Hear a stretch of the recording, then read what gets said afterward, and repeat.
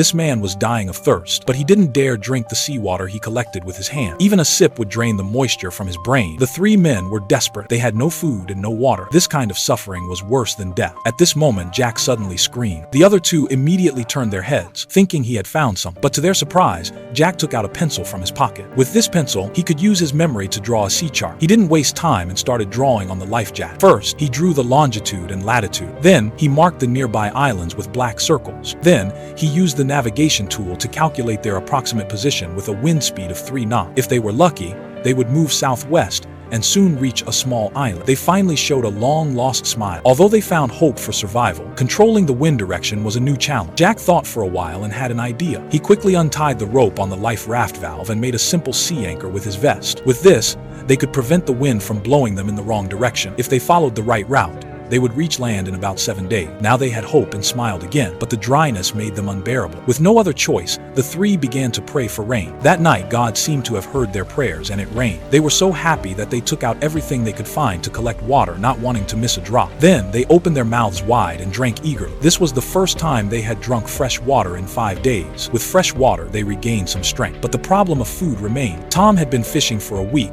but no fish was caught. Frustrated, Tom took out a knife and stabbed it into the water. But the next second, he realized that a fish was hooked. Jack angrily called him a fool. But at that moment, something pulled the knife hard. Tom realized that he had not touched the raft. The next moment, he pulled a shark out of the water. Seeing this, the three of them held it down hard to prevent it from returning to the sea. Jack picked up the knife and stabbed the shark hard. They did not let go until they were sure that the shark was dead. Finally, they could eat raw fish. After filling their stomachs, they put the remaining fish in their sock. They planned to use these fish as bait to catch more fish so that they would not be without food again. Then, they cleaned the bloody water on the raft and let it flow into the sea. But they did not know that this would cause trouble. Soon, more sharks smelled the blood. So they would never be short of food again, right?